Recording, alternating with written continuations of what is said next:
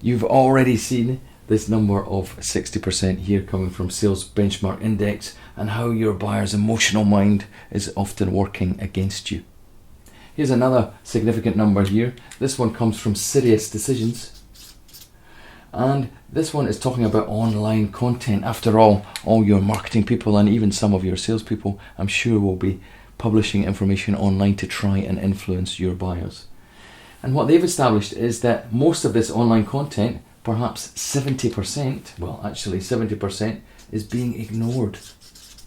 So what's happening here? You're trying to influence your buyer, yet most of it is being ignored. Well, it's to do with your buyer's emotional mind as well. And this picture here tells a bit more of the story. What do these two faces have in common? Well, they're both you. They're not just you, but more significantly, well, they're me as well, but more significantly, they represent the minds of your buyer. In his book, The Chimp Paradox, Dr. Stephen Peters talks about a battle going on in our minds all the time.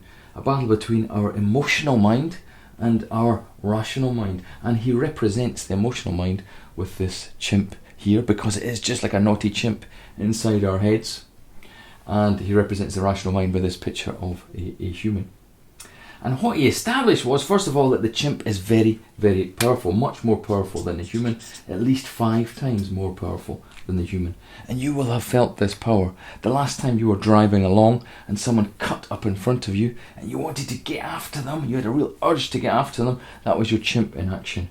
Hopefully your logical mind kicked in and you, after a while, decided, perhaps that's a bad idea. You perhaps rationalised it by saying, maybe that person was in a hurry after all. So, very, very powerful, the emotional mind, and it causes action to happen. Next thing he established was all the messages go into people's minds via the chimp. And if it stimulates the chimp, it gets this amplification factor, and if it does not, it gets passed on unchanged. And there are a number of stimuli that stimulate the chimp. First one is the chimp is there for your survival. That's why there are 7 billion people on the planet today. It cares very much about your survival. And because it cares about your survival, it has to analyse what's happening in the world very fast. So it tries to simplify everything down. So it hates complexity. And there are lots of stimuli for this chimp, but here's another one here. It's like a naughty chimp in that it thinks in black and white. By that I mean it's looking to advise your human of a safe path. And it wants to do that quickly. So it jumps to conclusions quickly. It wants to see contrast. Or it tries to work out contrast between an unsafe path and a safe path. And if it sees them both together, it's easy for it to make the right decision and say, yep, do that thing and not that thing.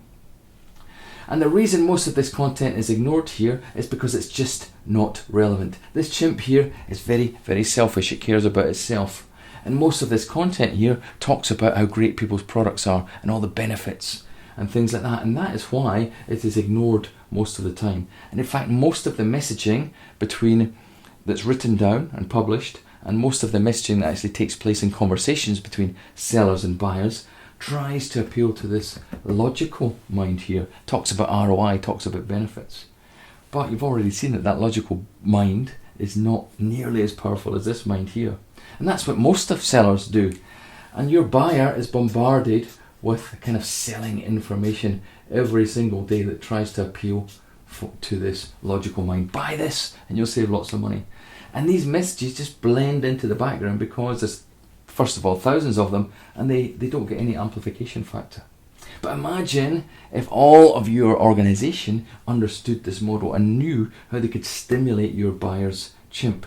Then they'd get the amplification factor, and then your messages, both written down and in conversations, would stand out, and they're much more likely to cause action. So the other thing that chimps love is stories. So how does this apply to your world? Well, if you can put all your information inside a story that's simple, that appeals to this survival mechanism, that has contrast in it, that is relevant, so set in the context of this buyer here, then you're much more likely to stimulate that chimp, have your message stand out. It's going to have logic in it as well. Have your message stand out and much more likely to cause action. And it's this model here that we are suggesting you use to build all of your stories. So that's a bit more information about the chimp and the human.